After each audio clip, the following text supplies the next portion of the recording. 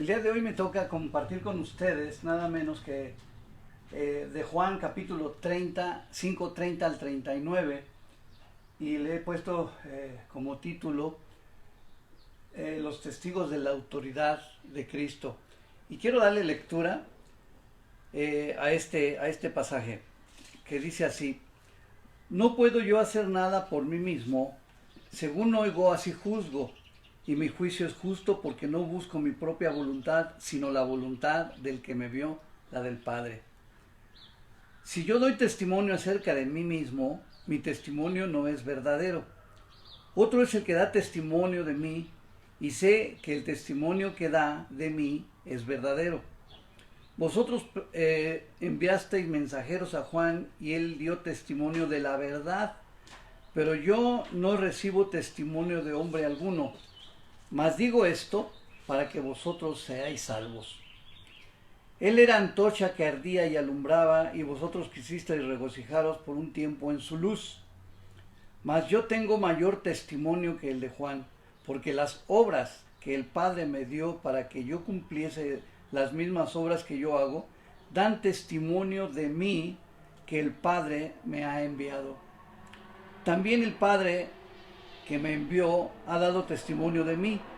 Nunca habéis oído su voz, ni habéis visto su rostro, ni tenéis su palabra morando en vosotros, porque a quien él envió, vosotros no creéis.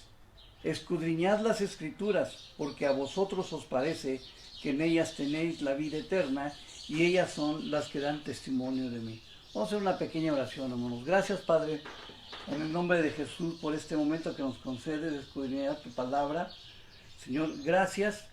Te pido que nos des sabiduría, que nos des entendimiento, pero sobre todo, Señor, que la unción de tu Espíritu Santo no solamente esté con nosotros, sino que se haga palpable, se haga presente en los hogares de todos aquellos que están viendo en este momento y posteriormente viendo y oyendo tu palabra. Por favor, Señor, sabemos que el mejor testimonio que nosotros podemos tener es nada menos que tu presencia en nuestra vida, el sentir tu amor y tu misericordia, y el sentir, Señor, que tú obras en nuestras vidas. En el nombre de Jesús te doy gracias, Señor. Amén.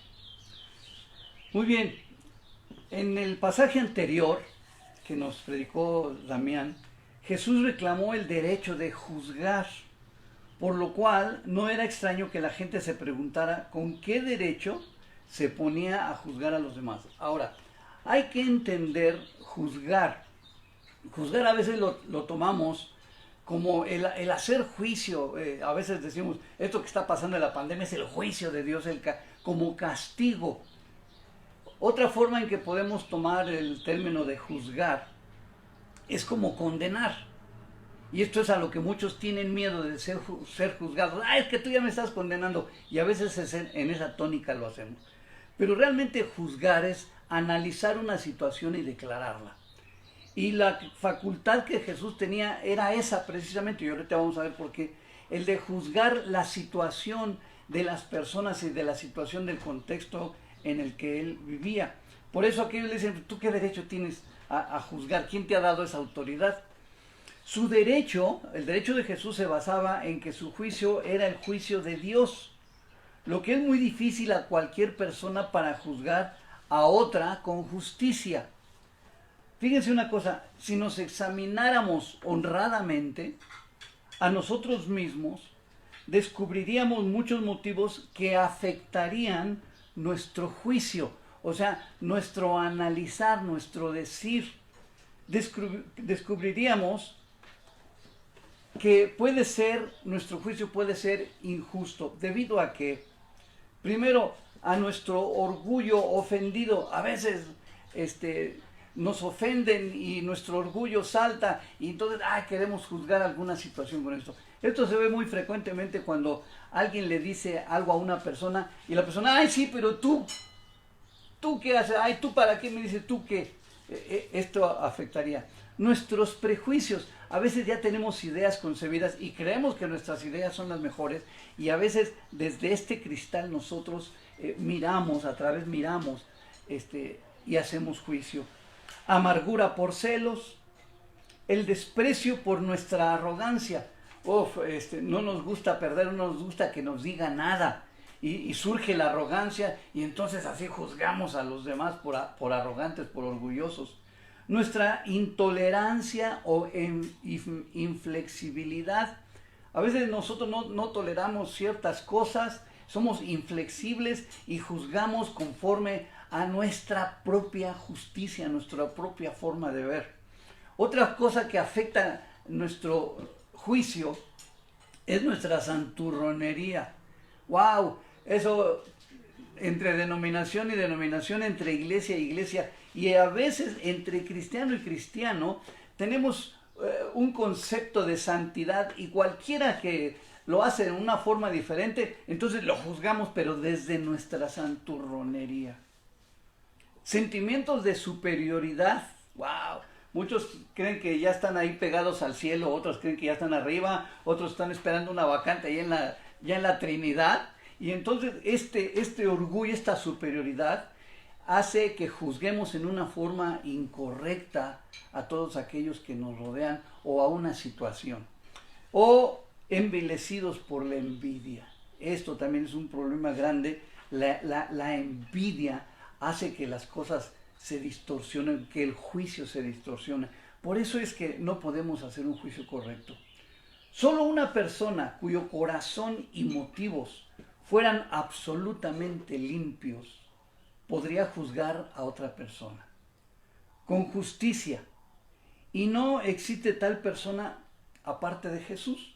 Y aunado a esto, el juicio de Dios es perfecto. Y estamos diciendo esto porque Jesús no tenía ningún interés en cosas de este mundo, no tenía interés en vengarse de nadie, no tenía interés en exhibirnos su santidad. Solamente Él puede hacer un justo juicio. A continuación vemos a Jesús contestando las acusaciones de sus oponentes que le habían demandado. Le dijeron, ¿qué evidencia puedes darnos de que tus pretensiones son ciertas? O sea, ¿qué evidencia nos puedes dar que tú puedes juzgar? ¿Qué autoridad tienes para venir aquí a nosotros y juzgarnos? Bueno, versículo 31 dice así: si yo doy testimonio acerca de mí mismo, mi testimonio no es verdadero. Otro es el que da testimonio acerca de mí. Y sé que el testimonio que da de mí es verdadero. Vamos a analizar estas palabras. Jesús comienza a admitir que el testimonio propio de un hombre no es del todo aceptable y despierta sospechas. Es necesario presentar 2 o 3 testigos. Este principio era bien sabido por los judíos. Ahí tienen esos pasajes, léanlo, porque esto era muy antiguo de no solamente admitir el testimonio de una persona, sino de testigos. Dice, más tarde este principio fue respaldado por el apóstol Pablo, que si tenían alguna ocasión, no solamente uno, sino tenían que haber 2. Ahora miren, esto responde también a una escritura de Proverbios que dice, alábete el extraño y no tu propia boca. O sea, si alguien tiene algo bueno que decir de ti, hermano, no lo digas tú, porque vas a despertar sospechas, que lo digan otros. Y esto es exactamente lo que está diciendo Jesús en esta ocasión.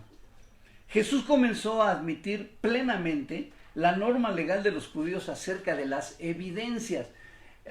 Aquí al estar estudiando esto, al estar meditando en esto, yo recuerdo también las palabras de Jesús que dijo que Él no vino a abrogar la ley, sino a cumplirla. Y aquí lo estamos viendo. Jesús está apelando a lo que la ley decía. ¿Para qué? Para poder presentar su argumento de que su palabra, de que su juicio era verdadero. En el versículo 32 y 37 al 38 dice así, 32. Otro es el que da testimonio acerca de mí, y sé que el testimonio que da de mí es verdadero. Vosotros enviasteis mensajeros a Juan y él dio testimonio de la verdad. Ahora miren lo que dice el versículo 37 y 38. El 37. También el Padre que me envió ha dado testimonio de mí. Nunca habéis oído su voz, ni habéis visto su aspecto, ni tenéis su palabra morando en vosotros, porque a quien él envió, vosotros no creéis. Aquí que sí se las puso difícil. y la declaración de Jesús. Dice, ustedes nunca han visto al Padre, ni han visto su aspecto, y no tienen su palabra morando en ustedes, porque a quien Él envió vosotros no le creéis. O sea, Jesús dice que tiene otro. Aquí lo señalamos. ¿Qué es otro testigo? ¿A quién se refería? Queriendo decir que ese otro es nada menos que Dios. En el versículo 37 Jesús retoma la idea y enfatiza que el Padre es su testigo. Su respuesta surgía de su corazón. Esto los judíos no lo podían entender, ya que ellos no tenían a Dios en su corazón. Yo me acuerdo, no sé usted, y si tiene que ver de épocas, ¿no? Pero a veces cuando nosotros queríamos enfatizar que decíamos la verdad, decíamos verdad de Dios. Sí, no sé si alguno de ustedes lo ha usado en este tiempo, pero al decir la verdad de Dios, queríamos enfatizar, Dios nos es testigo de que te digo la verdad. Y aquí es lo que está diciendo Jesús. Tal vez este dicho, esta costumbre, se tomó precisamente de este pasaje. Jesús está poniendo a otro, que es el Padre, como testigo de que lo que Él está haciendo, de la autoridad que Él tiene, nada menos que se la dio el Padre, se la dio Dios. Hermanos, ¿cuántos podríamos decir nosotros que lo que hacemos y lo que decimos de veras es de Dios, poniéndolo como testigo? Esto estaría pesado, no como un dicho que se vuelve común, sino como una realidad. Ahora, su respuesta surgía de su corazón. Jesús sabía quién dominaba, quién gobernaba su corazón, su mente. Y por eso les dice, ustedes nunca le han oído y realmente nunca han tenido interés y no le conocen, ni su palabra no está morando en ustedes. Jesús aquí le estaba diciendo, yo digo esto porque lo siento. El Padre me da testimonio en mi corazón que lo que estoy haciendo es su voluntad y por eso lo hago. Que realmente tenía una convicción de lo que Jesús estaba haciendo, ¿no? Los judíos no lo podían entender, ya que ellos no tenían a Dios en su corazón. El Espíritu Santo es uno que da testimonio de Cristo y lo estaba facultando para realizar la voluntad del Padre. ¿Qué quiere decir esto? Que el Espíritu Santo estaba ya obrando en Jesús. Y si se dan cuenta, todo lo que Él hacía, todo lo que Él decía, provenía, y Él lo decía, todo lo que el Padre me da, yo lo hago. Y las palabras que el Padre me da, yo se las digo. Esta convicción de que en su corazón, que el Espíritu Santo le estaba diciendo y facultando para hacer lo que Dios quería. Este es el mismo Espíritu, hermanos, que en todo creyente que nos faculta para afirmar que somos auténticamente hijos de Dios. Yo recuerdo que de recién convertido, alguien me dijo algo. ¿Qué evidencia tienes que lo que estás diciendo es cierto? Exactamente como a Jesús. ¿Cómo sabes que no fue algo psicológico o por un retraso, un flashback de las drogas, lo que tú estás sintiendo? Yo realmente me vi en un momento en conflicto y yo dije, ¿qué evidencia puedo dar? Yo les dije, bueno, la verdad lo que te estoy diciendo de Cristo, lo creo firmemente porque inunda mi corazón. Tenía la plena certeza que lo que yo estaba haciendo y diciendo en ese momento era la voluntad de Dios. ¿Por qué? Porque el Espíritu Santo estaba dando testimonio a mi espíritu que esto era real. Esto es exactamente lo que Jesús estaba diciendo en aquel. Yo les digo, yo juzgo. ¿Por qué? Porque el Señor me está haciendo sentir en mi corazón, me está iluminando mi mente, que esto es la verdad. El versículo 33 al 35 dice, vosotros enviasteis mensajeros a Juan y él dio testimonio de la verdad, pero yo no recibo testimonio de hombre alguno, mas digo esto para que vosotros seáis salvos. Él era antorcha que ardía y alumbraba, y vosotros quisisteis regocijarnos por un tiempo en su luz. Mas yo tengo mayor testimonio que el de Juan, porque las obras que el Padre me dio para que se cumpliesen las mismas obras que yo hago, dan testimonio de mí que el Padre me ha enviado. Miren, el testimonio de Juan, el Bautista, él dio testimonio de la verdad. La palabra verdad no solo hace referencia a la verdad del mensaje que Juan el Bautista daba. Dice, hace referencia al mensaje de Juan, sino de Cristo mismo, como la personificación de la verdad. Jesús mismo declaró, yo soy el camino, yo soy la verdad y soy la vida. No una de las verdades, Él es la verdad, la esencia de la verdad. Por eso nuestra fe, hermanos, no está basada en teorías, no está basada ni siquiera en milagros, está basada en la misma persona de Jesucristo, porque Él es la verdad. Y esto es lo que testificaba Juan. El testimonio de Juan fue el de una luz que ardía y alumbraba. Ahora, esto es muy significativo de alumbrar. La Biblia nos dice, por ejemplo, de alumbrar, que es la luz la que desecha las tinieblas. Y también que ardía. El fuego, hermanos, en la palabra del Señor, no es algo a veces que queremos muchos cristianos. Porque la Biblia dice que el Señor es fuego consumidor. ¿Y qué es lo que hace el fuego, hermanos? Purifica. Pero arde. Y es lo que le estaba pasando a ellos. Les ardía mucho que Juan les estuviera diciendo la verdad. Les ardía mucho que Jesús les estuviera diciendo la verdad. Porque los estaba confrontando en cosas en las que ellos creían estar bien cimentados, querían saber bien. Y aquí Jesús lo está confrontando. Y Juan es lo que hizo, por eso también lo mataron. Porque Herodes lo mandó matar porque simple y sencillamente él condenó el pecado que estaba cometiendo con su mujer.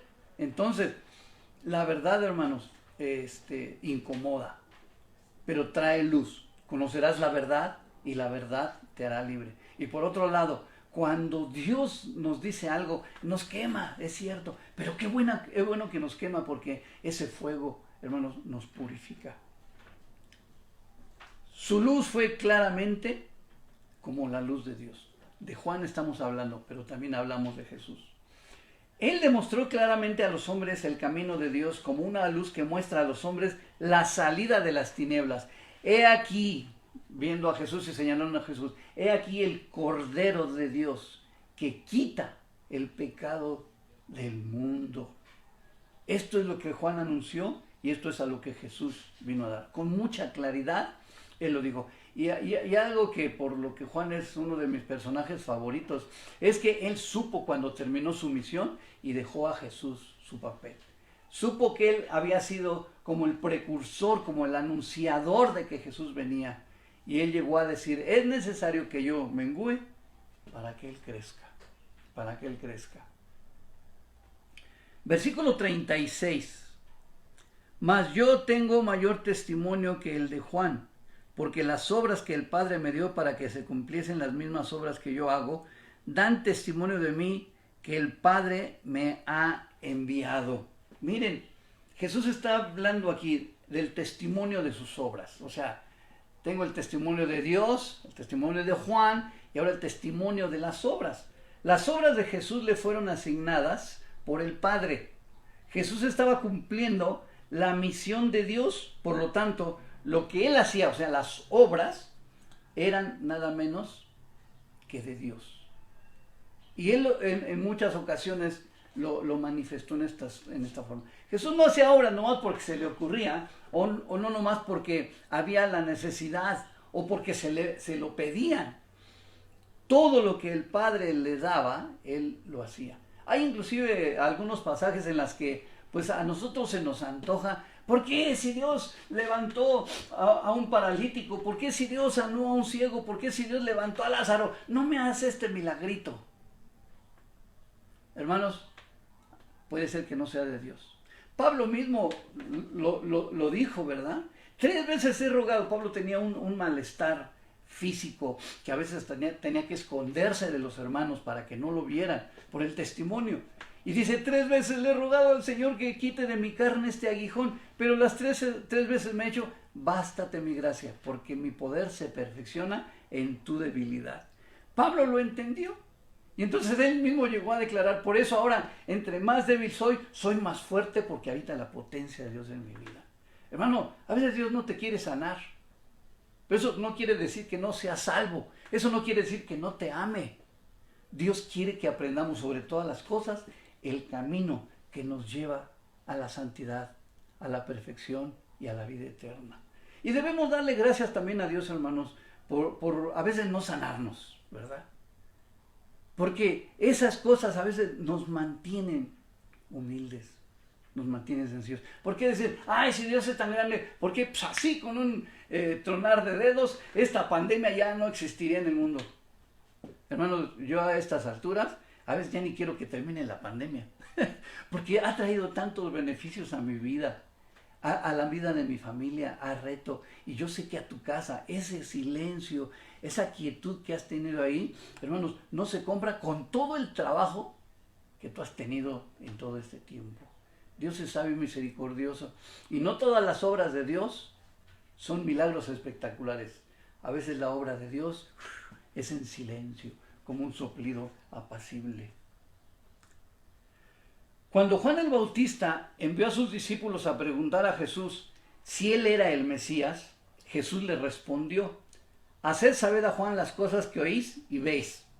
Jesús cita sus obras para señalar el poder de Dios que obraba en él y por medio de él. No se usaban las charolas, ¿no?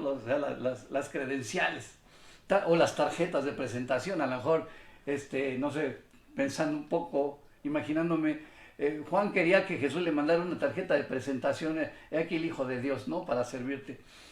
Hermano, qué tremendo es que Jesús hace uso de las obras que él hacía, porque era su carta de presentación de cómo el poder de Dios lo había facultado, no solamente para juzgar, sino también para hacer obras milagrosas. Un milagro no tiene la explicación sino solamente en Dios. Dios lo hizo.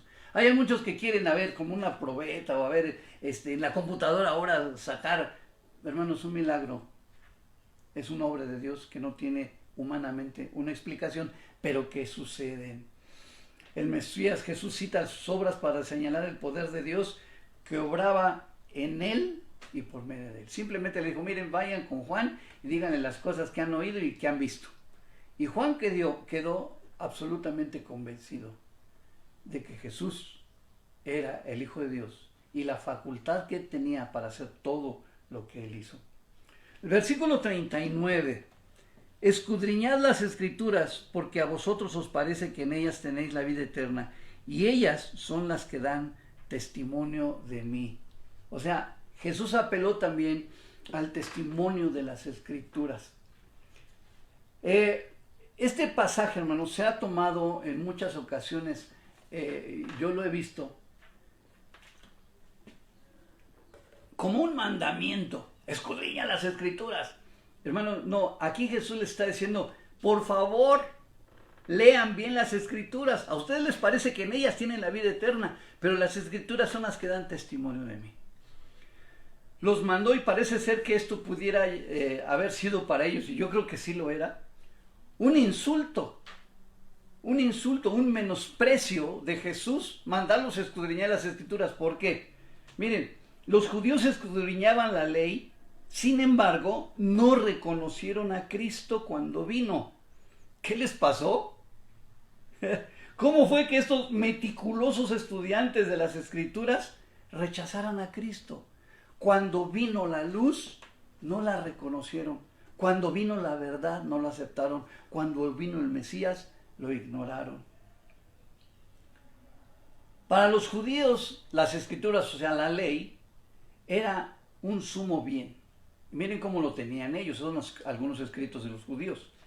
El que ha adquirido las palabras de la ley, ¿qué dice? Ha adquirido la vida eterna. O sea, tú adquieres, tú aceptas la ley como la palabra de Dios, con eso tienes vida eterna. Imagínense cuando Jesús les dijo, yo soy el camino, yo soy la verdad y yo soy la vida. Los gestos que han de haber hecho. Otro dicho de los judíos: al que tiene la ley le rodea un cinto de gracia en este mundo y en el mundo venidero. Imagínense la carga que ponían ellos, la facultad que ponían ellos en las escrituras, que el que tenía las escrituras tenía vida eterna. Y Jesús, miren lo que les dice, ¿no? Los judíos leían las escrituras con una mente cerrada, no para buscar a Dios, sino para encontrar argumentos que apoyaran sus propios puntos de vista. No amaban a Dios, amaban sus propias ideas. Y por eso se volvieron también orgullosos, porque sabían la ley, entonces se la sabían de todas. Todavía existe este peligro, hermanos, de leer la Biblia y someterla a nuestras creencias, en lugar de someternos a ellas. Todavía hay gente que presume de saber mucho de las Escrituras. Todavía hay gente que cree que porque tiene una religión, ya se la sabe de todas. De hecho, les voy a decir, la Biblia, el apóstol San Pablo habla de 3 hombres diferentes. El hombre natural es el hombre que no percibe las cosas del Espíritu porque para él son locura y no las puede entender. Hermanos, una persona que no es cristiano, que no ha entregado su vida a Cristo, no puede entender la palabra de Dios y las cosas de Dios. No es posible para él. Por eso es necesario que a veces ellos vean, que alguien les modele la vida cristiana. Es necesario un toque de Dios en sus vidas para que puedan entender. Pablo menciona también al hombre espiritual y dice que el hombre natural tiene la mente de Cristo. ¿Qué quiere decir esto? El tener la mente de Cristo, hermanos, es llevar a cabo la vida, saber todas las cosas de Dios, para que en algún momento que tú tengas un problema, una dificultad, una situación o quieras ayudar, lo puedas hacer en base a lo que la palabra del Señor dice. Yo he visto muchos cristianos y a veces de mucho tiempo, que cuando tienen un problema, luego apelan a su propia sabiduría, remedios caseros. No se imagina usted cuando le digo a la gente que estoy enfermo, ¿qué de remedios caseros me llueven, no? Cuando nosotros tenemos la verdad de cómo solucionar, Cristo es la respuesta para cualquier problema de la vida. Tenemos al Espíritu Santo que nos recuerda. El problema a veces es que somos ignorantes de la palabra de Dios. Y por eso no actuamos conforme Dios quiere. Ojalá que alguien me diga, ¿quién te ha dado autoridad para esto? No, yo estoy diciendo lo que dice la palabra de Dios. Todavía existe este peligro de leer la Biblia y someterla a nuestras creencias en lugar de someternos a ella. La palabra la aprendemos, hermanos, para someternos a la verdad que está expresa. No hay otra forma adecuada de leer la Biblia sino como testimonio de Jesucristo. Ellas son las que dan testimonio de mí. Y actualmente, hermanos, eso hablaba de la ley, pero ahora, hermanos, en el Nuevo Testamento, si nosotros vemos, las Escrituras dan testimonio de Cristo, testimonio de Él, de lo que Él vino a hacer, de lo que quiere de nosotros y también tiene para nosotros. Escudriñar, la palabra escudriñar las Escrituras nos lleva a la idea de cernir. Las mujeres me van a entender bien esto. Cuando nosotros queremos cernir la harina, la echamos ahí y la movemos para que salga ahí pues bien finita, ¿no? Los albañiles también me van a entender, el cernir la arena, le echan ahí y todas las piedras y todo el cascajo queda aparte y queda la pura arena ahí fina. El escudriñar, hermanos, es eso, no leer.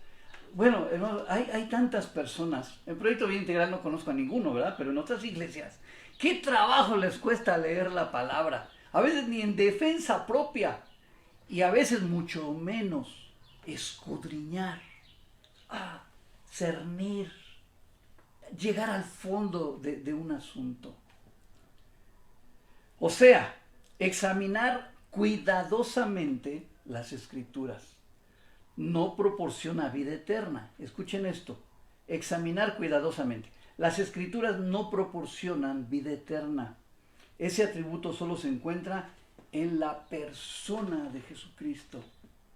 El saber mucha Biblia no nos da vida eterna, ¿sí? Pero la persona de Jesucristo, sí. Él dio su vida por nosotros. Él derramó su sangre para limpiarnos de todo pecado. Conclusión. En una ocasión Jesús le preguntó a sus discípulos, ¿y ustedes quién dicen que soy? Pues, ¿qué dice la gente? No, pues la gente dice que eres el Cristo, la gente dice esto de ti, la gente... Y hoy mismo la gente dice que Jesús fue un profeta, que fue uno de los grandes iniciados, que muchísimo. Pero una cosa importante aquí, Jesús se lo está preguntando a sus discípulos, como también nos lo pregunta a nosotros. Hermano, tú, como hijo de Dios, ¿quién dices que es Jesús? Pues yo le pido, muchos me dicen, yo le pido y pues Él me da. Él es mi cuidador, es mi sustentador, es mi sanador. Escudriña tu corazón y piensa bien, ¿quién es Cristo para ti? ¿Quién dices tú que es Cristo? ¿Y ustedes quién dicen que soy? En determinado momento a Jesús no le importa tanto la opinión de la gente en común, sino la opinión de sus hijos. Esto es trascendencia y es trascender. Si yo realmente creo que Jesucristo es el Hijo de Dios, es mi Salvador, es mi Señor, es mi sustentador, es todo eso. Eso es lo que yo voy a expresar a los demás. Pero si solamente Jesús es para mí un médico o un proveedor, eso es lo que también yo voy a dar a la gente. Y si se dan cuenta, muchos cuando les hablamos de Dios, cuando les hablamos de Cristo, si Él me da, si yo le pido, si Él me hizo esto, respondemos en términos materiales. Hay una predicación que tengo que se llama Los saqueadores del reino. Y es eso precisamente, nomás vamos a saquear a Dios de lo que nosotros queremos, de lo que nosotros nos satisface. Pero ¿cuántos realmente declaramos, Jesús es mi Salvador? Él es el único que puede salvarnos, llevarnos a la eternidad, el único que puede darnos vida eterna. Él es el Hijo de Dios. En determinado momento Jesús no le importa tanto la opinión de los otros, sino la opinión que tú y yo tenemos como su Hijo. Por otro lado, ¿qué evidencias tenemos nosotros de que Jesús verdaderamente es quien declaró ser? ¿Qué nos convence de que Jesús resucitó de los muertos? ¿Qué nos convence que Jesús resucitó de los muertos? ¿Qué evidencia tenemos? Bueno, Pablo dijo, ¿verdad?, que si Cristo no resucitó de los muertos, vana es nuestra fe. Comamos y bebamos, al fin mañana moriremos. Pero, ¿qué es eso que hay en nuestra vida que nos hace creer que Jesús es el Hijo de Dios, que realmente Él se levantó de los muertos? Una vez leía yo una tarjetita que decía, si Cristo naciera en Belén 1000 veces y no nacido en tu corazón, estás eternamente perdido. Y es cierto, si no nosotros pudiéramos sentir el testimonio del Espíritu Santo en nuestra vida de que Jesús es el Hijo de Dios, de que Jesús resucitó, que está vivo, no tendríamos entonces testimonio en nuestro corazón. Pero esto es algo fuerte. Nosotros, hermanos, hoy en día somos testigos. Yo creo que si Jesús viviera en este tiempo y le preguntaran qué autoridad tiene, Él diría, pregúntenle a millones en el mundo cómo estoy habitando en su corazón. Y eso es algo que nosotros debemos hacer, ser testigos del Señor. Declaró ser Hijo de Dios. Por otro lado, ¿qué evidencias tenemos verdaderamente quién es, cómo resucitó de los muertos? Y la Biblia dice ahí en Colosenses 3:1 que Él está, hermanos, a la diestra de Dios, intercediendo por cada uno de nosotros. ¿Qué evidencia de la realidad de Cristo podemos presentar a otros? ¿Creemos en la resurrección de Jesús y en nuestra resurrección para vida eterna? Hermanos, cuando nosotros creemos en la vida eterna, cuando nosotros creemos que hemos pasado de muerte a vida, porque eso es lo que Jesús dijo, el que cree en mí, Dice, no verá la muerte, ha pasado de muerte a vida, ya tenemos la vida eterna, no estamos esperando realmente que las profecías se cumplan y que nosotros muramos para estar con el Señor. Pablo llegó a declarar con mucha convicción, si vivimos para Él vivimos, si morimos para Él morimos, sea que vivamos o que muramos, que dice, somos del Señor. Qué convicción, qué evidencia tenía Juan en su corazón de que Jesús resucitó de los muertos. Hermanos, es mi deseo que estas evidencias, y he orado por eso, que estas evidencias que Jesús presentó sean también algo que nos convenza a nosotros para poder ser hoy en día testigos de Jesús. Y que estas evidencias que Jesús presentó aquí de veras estén ardiendo en nuestro corazón, como el testimonio de Juan. Que nosotros de veras como Jesús también estemos nosotros atentos al Señor cuando Él nos presente evidencias de su realidad, de su amor y de su misericordia. Y que en este tiempo, hermanos, si hay algo que se necesita son evidencias, son testigos de que Jesús es la realidad de la vida. Señor, te doy gracias en el nombre de Jesús por tu amor y por tu misericordia. Gracias, Señor, porque así en la defensa que tu Hijo presentó a aquellos que se le demandaban, son evidencias, Señor, que hoy nosotros también podemos presentar ante los que no creen en ti, ante los que a los que dudan de ti, a los que atacan nuestra fe. Y hoy en día yo estoy seguro, Señor, que tú nos pondrías a nosotros también, a millones en este mundo, como evidencia, como testigos de que tú eres una realidad.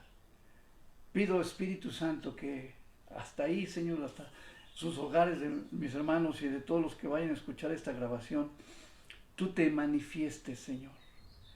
Que todavía afirmes cada día en nuestra mente y en nuestro corazón, que tu Espíritu venga, Señor, nos enseñe, nos guíe, nos motive, nos impulse a ser testigos tuyos. Y danos cada día, Señor, evidencias de tu presencia en nuestra vida y en este mundo. Gracias, Señor, te doy en el nombre de Jesús por esta palabra y estos momentos que nos concedes.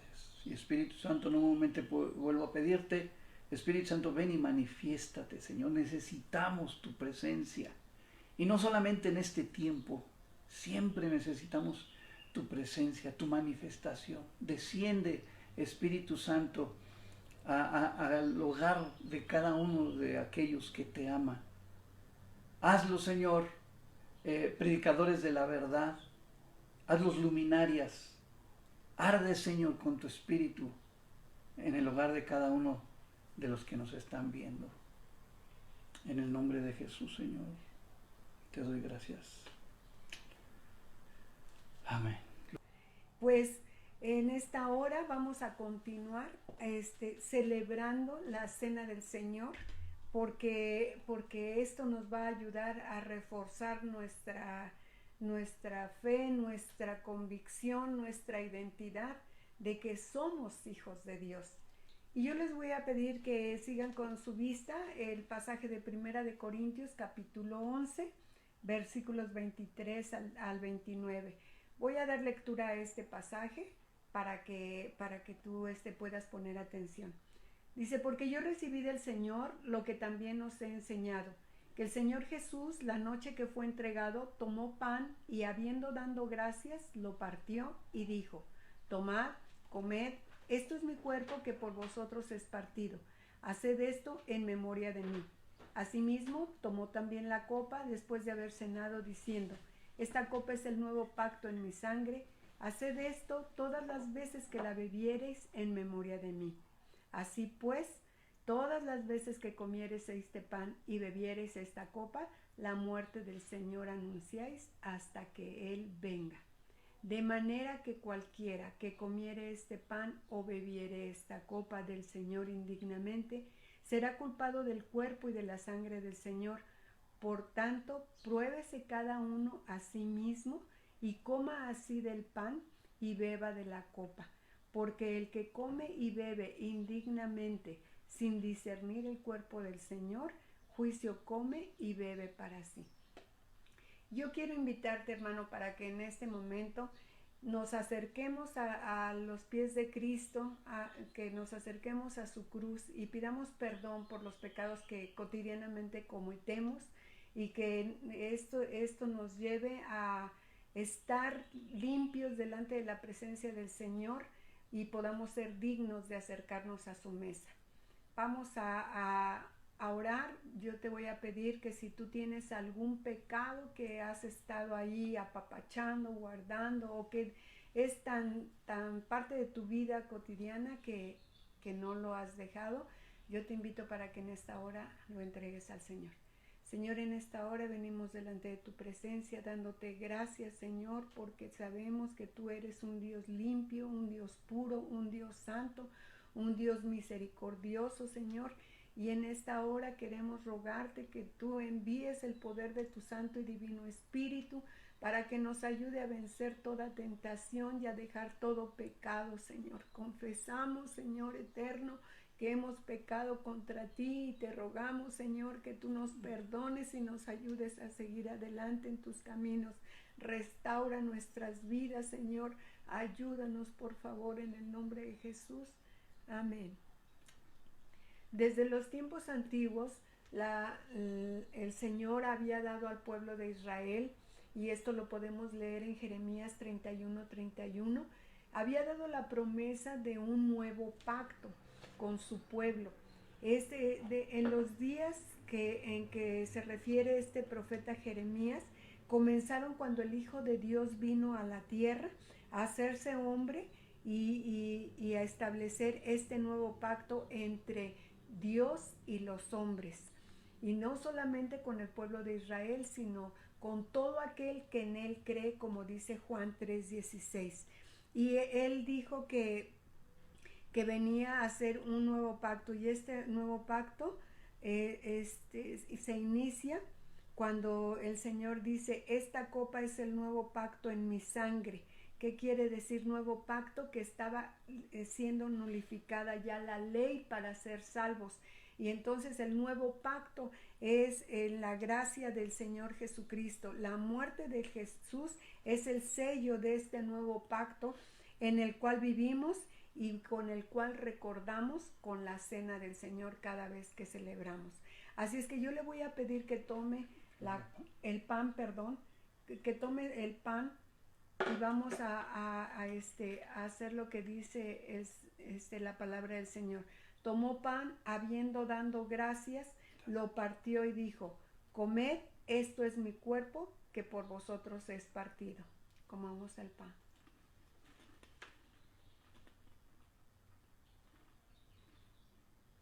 Recordando que el cuerpo del Señor Jesús fue triturado, fue molido, fue lacerado por pagar el precio de nuestro pecado. Dice también: asimismo tomó la copa. Vamos a tomar la copa y dice: esta copa es el nuevo pacto en mi sangre. Haced esto todas las veces en memoria de mí. Vamos a tomar.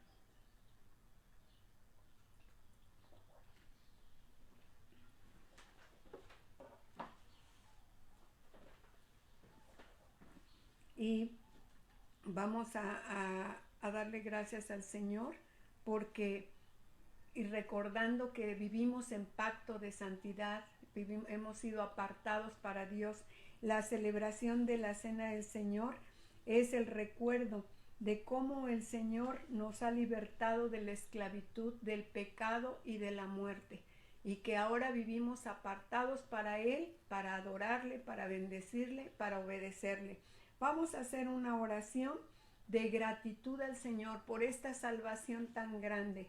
Dice la palabra del Señor que debemos cuidar esta salvación con temor y con temblor.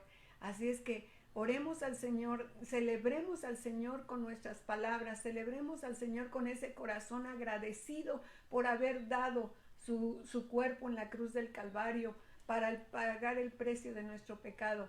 Y celebremos también que tenemos un pacto con el Rey de Reyes y Señor de Señores hasta que Él venga. Señor, en esta hora estamos delante de tu presencia. Te agradecemos con todo nuestro corazón, Señor, que nos sacaste, Señor, de la esclavitud, del pecado y de la muerte. Gracias, Dios maravilloso, por haber dado tu vida en rescate por nosotros. Gracias, Señor eterno, porque tu amor se ha mostrado en nuestras vidas, Señor, pagando el precio de nuestro pecado. Gracias porque nos has hecho libres. Gracias, Señor, porque nos has lavado, nos has limpiado, nos has perdonado. Gracias, Señor, te damos por tu inmenso amor. Gracias por tu misericordia infinita. Y gracias, Señor, porque te has dignado a hacer un pacto con nosotros. Gracias, Señor, porque siendo Rey de Reyes y Señor de Señores, veniste a dar tu vida en rescate por nosotros, Señor. Gracias, muchas gracias, Señor. Creemos, Señor Todopoderoso, que tú vendrás por tu pueblo y te esperamos, Señor, y te damos gracias porque estás aún con nosotros y porque, Señor, nos has amado y has estado en todo momento, Señor, con tu gracia y misericordia en nuestras vidas. Gracias por tu Espíritu Santo, Señor, que habita entre nosotros. Gracias por tu inmenso amor, Señor, en el nombre de Jesús. Amén.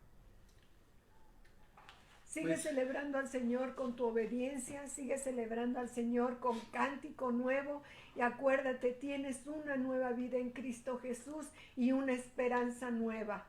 Que Dios te bendiga. Que Dios los bendiga, hermano.